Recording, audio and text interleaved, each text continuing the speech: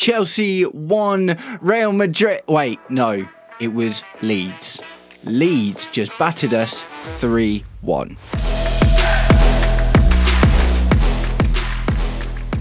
Welcome, Blue Believers, to another episode of the Stamford Sync, where we are syncing up with everything Chelsea FC. And today, that means talking about Chelsea getting battered by Leeds 3-1. Mate, that was one of the single most poor performances I've seen since Maresca took over, man. In quite that was Graham Potter levels of bad.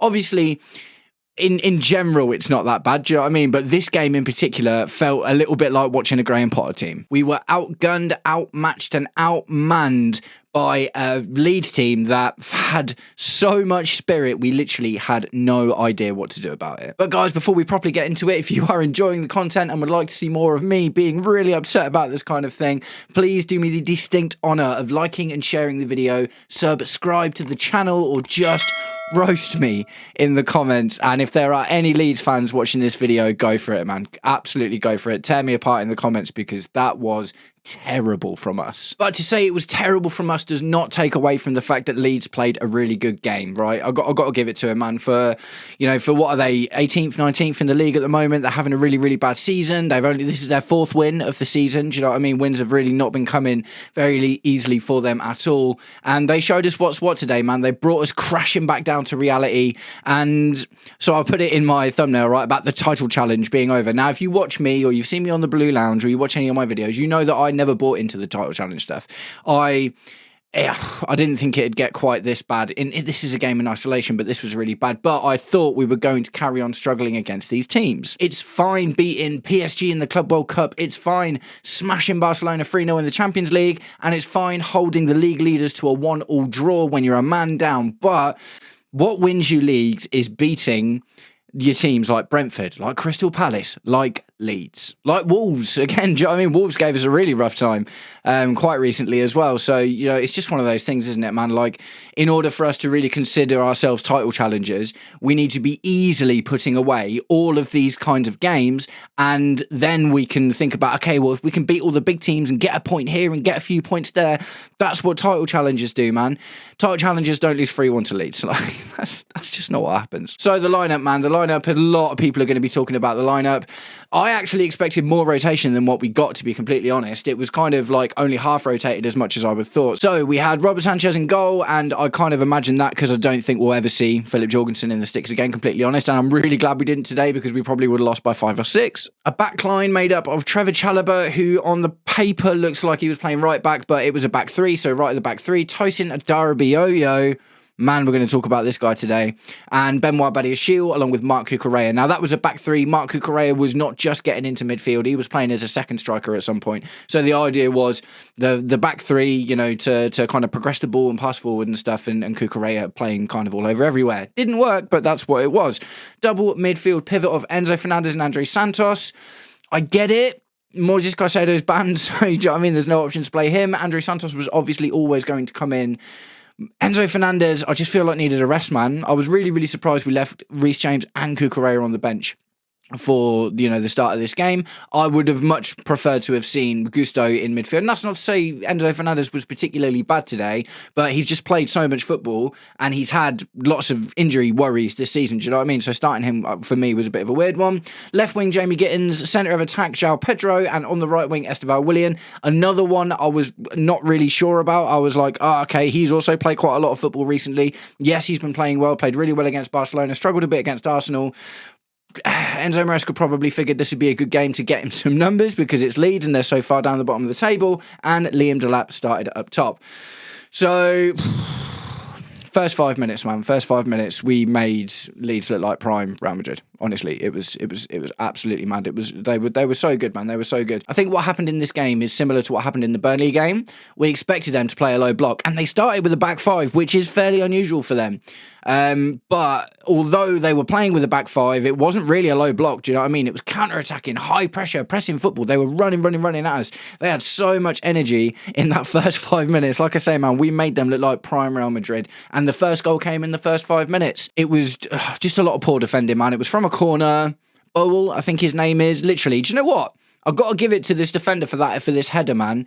Like, Chalobah needed to do better, Adarabioyo needed to do better, but Bowell headed that ball like he'd found it in bed with his wife. Like, mate, there's so much power on that header, like, and nothing Sanchez could do about it. It was a great goal. We're 1-0 down 5 minutes into the start of the game, and it's like, oh, mate, this isn't a good start, but there's a whole game. We can come back. So the rest of the game started to play out. Like, in the first 5 minutes, the stats were mental. It's only 5 minutes, but Leeds had 65% possession and 5 shots. Do you know what I mean? I think only one of them was on target, but they were coming at us, man.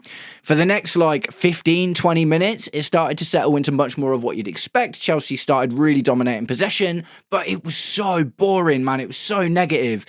Tosin Adarabioyo, Trevor Chalobah, Badiashile passing it back, Andre Santos getting involved every now and again, but so much of the ball with our backline and our centre-backs today, man, you need quick progressive passing, right? Do you know what I mean? And absolutely, I think we were so shocked by Leeds' gusto, if you will, do you know what I mean, their vibrance and their exuberance, that we just tried to play it safe, and ultimately we just gave them far too much respect when we needed to really go at them. And lo and behold, the second goal comes. I can't even remember what the time was. It was all such a blur at this point. My brain is frazzled. But the second goal comes from more kind of poor defending, to be completely honest. It was just like, there was like a loose ball, and Andre Santos started running onto it a little bit, and then Tanaka, one of their attacking midfielders, just nipped in, picks it up and banged it in. Again, not a huge amount that Robert Sanchez could have done for that one. So we go into half-time and we're 2-0 down, man, and it's like, right, okay. I streamed some time with a guy called Nee from Blue Clouds Media. Big up, check out his channel if you haven't already. And he said something really, really interesting a little while ago. He said, you get a player's half and a manager's half, right? Players' half is the first half, players didn't do well. Manager's half is the second half. That was Enzo Maresca's opportunity to start turning things around, and he tried, man. He made some subs. I've got him here.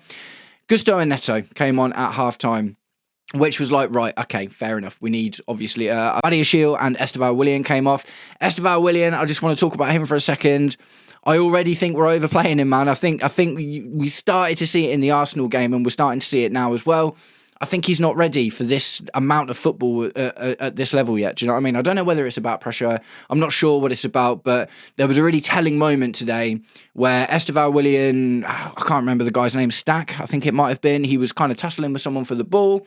There was a handball by the looks of it. It touched the guy's arm, and Esteval stopped and put his arms out and was like, oh, what's going on here? It wasn't noticed. The ref waved the game on, and then Esteval frustratedly, petulantly just kicked the guy's boot. Do you know what I mean? Just kicked the guy's boot, and he goes down, and then obviously he gets a yellow card. That's like 5 yellow cards this season, something like that for Esteval now. And it's not always in tackle moments as well. Like, he's a bit of a hothead, man, and I love that. That can be really good, and it's one of the things that makes attacking players so good, but at the moment, he needs to rein it in, man, especially when we're losing. So he goes off, and Pedro Neto comes on, and pretty much after like a few minutes makes an instant impact. So another guy that was pretty bad in the first half was Jamie Gittins. I was actually thinking he might get taken off at half time, but he didn't. He stayed on. He put in a lovely cross to Pedro Neto, met him right on the far end of the right side of the goal. Pedro Neto popped it in. Okay, it's 2-1. It's a game again. But it wasn't, man. It wasn't. That was literally as bright as it got. Do you know what I mean? We had so much of the ball, and we just couldn't do anything with it. It was laborious. It was stodgy. It was difficult to watch. Maresca made 2 more subs at 60 minutes. He brought on Cole Palmer for Liam Delap, and João Pedro went up top. And he brought on Alejandro Garnacho for Jamie Gittins, who did redeem himself a little bit with that great assist.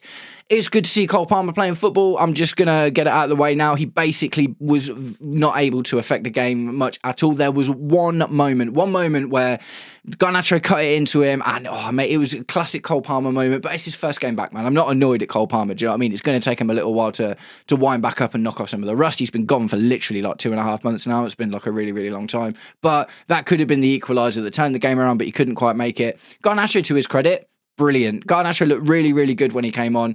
Jamie Gittins in the first half was really negative, man. He kept on passing it back. He wasn't taking on his man. He did in that second half when he got that assist, but Garnacho was a constant thorn in Leeds' side, and he's definitely going to get more game time in the rest of these games we've got coming up, because he just looks like he's up for it. João Pedro, bit of a passenger for the most part. Looked all right in the first half when he was playing in the centre of attack, but when he got moved into the striker spot, didn't really manage to get involved in the game much at all, to be completely honest. The last sub that got brought on was Mark Yu for Andre Santos, like the 77th minute. He had one header, kind of glanced it at the goal, didn't really get close to it. It's about all that happened from him. There was a third goal, obviously, and this was tragic, man. This is absolutely tragic, and I haven't ripped into Tosin Adarabioyo yet. I've been waiting for that one. So I don't even really know how to explain it, man. Like Tosin Adarabioyo. So Gusto passed it to Tosin Adarabioyo. Leeds were finding all of this energy, man. They just kept pressing and pressing and pressing and pressing. Tosin Adarabioyo was too slow to react, and it just completely missed it. And the guy just got past him. Nemecha, I think it was. It was Nemecha or Okor. I can't remember which one was playing at that point. But one of the two front men for Leeds nipped the ball, tried to shoot. Sanchez got down and kind of got to it, but it rolled underneath him, and Calvert-Lewin was just stood there. Calvert-Lewin was just literally stood there and casually rolled it into the back of the net for his first goal of the season and put it 3-1. Do you know what I mean? Tosin Adarabioyo was not only at fault for this goal, he was awful in this game, man. He was awful. It is a madness that he is our oldest, supposedly most experienced player, but what we saw today was a player that we got on a free from Fulham, right? I've not been a massive defender of Tosin Adarabioyo.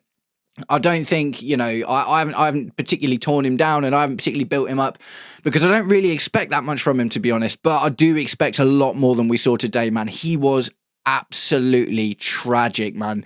And this is Josh Achiampong's opportunity now, because we've got a lot of games coming up, and after that performance today, I do not expect to see Tosin Adarabioyo to get another chance soon. Josh Achiampong was playing really well and then just randomly hasn't featured again for ages. Do you know what I mean? Maybe because he's young, I'm not 100% sure, but this is his moment, because Tosin Adarabioyo not good enough. Badiashile was all right. I thought, he obviously got taken off, but he didn't play too badly. He's still coming back from injury. Trevor Chalobah looks good when Fofana's next to him. Do you know what I mean? And this is another thing, man. I've mentioned it recently. Fofana seems to be transformative to our team. You don't necessarily always see Fofana being really, really good, but somehow he makes Trevor Chalobah look a lot better than he is. Trevor Chalobah got caught out a couple of times today. I'm not going to rip him too hard because he's been really, really good recently, but without Fofana next to him, he does look like he struggles. So, poor, man. Just poor. Absolutely poor. I don't really know what else to say about this, man. On we move. Do you know what I mean? On we move. We've got Bournemouth at the weekend. That's going to be a tougher game than this, but I expect to see a stronger starting 11. Probably still no Cole Palmer in the starting 11. I imagine he's going to get subbed for the next 2 or 3 games before he gets an opportunity to start. Maybe Cardiff, is it? We've got in the League Cup. Might be a good opportunity for him to start and get a full game. But I don't know, man. I don't know. We might lose that one. Who knows? But yeah, it's on we move at the end of the day. This was a poor performance. Hopefully it was a wake-up call. The title challenge is not on. For me, it was never on, and that isn't me changing my mind. Like I've said that the entire way through. I feel like I've been fairly consistent with that. And games like this are exactly the reason why.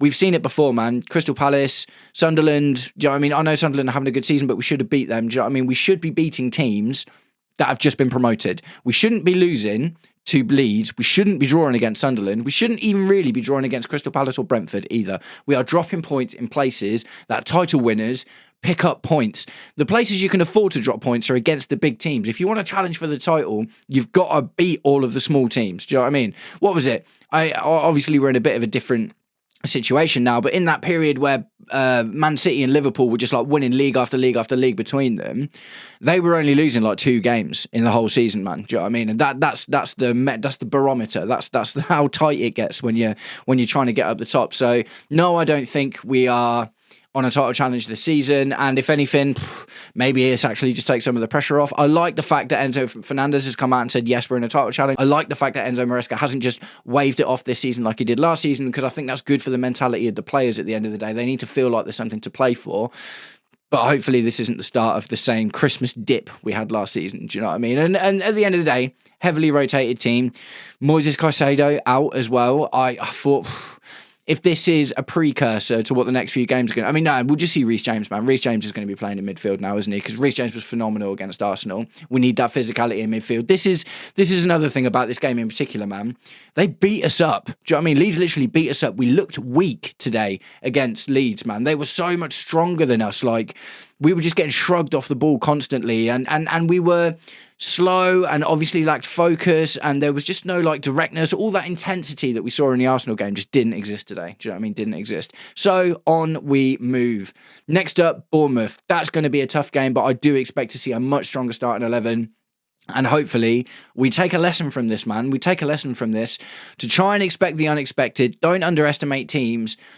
And I don't know. Tell me what you guys think in the comments. What else were we missing from this game? A lot of people are going to point to Maresca and the lineup. A lot of people are going to point to the players. Like, is it just a case of we are just terrible without Moises Caicedo? Are we going to struggle to get results against Bournemouth, Atalanta and Everton because we haven't got Moises Caicedo? Well, no, we'll have Caicedo for Atalanta, actually. But against Everton and Bournemouth, are we going to struggle to get the result there just because we're missing that steal in our midfield? Or will Reece James jump in and save the day? Nice one, guys. Thanks very much for sticking around until the end of the video. If you did, I'll catch up with you all very, very soon. Take it easy. Peace.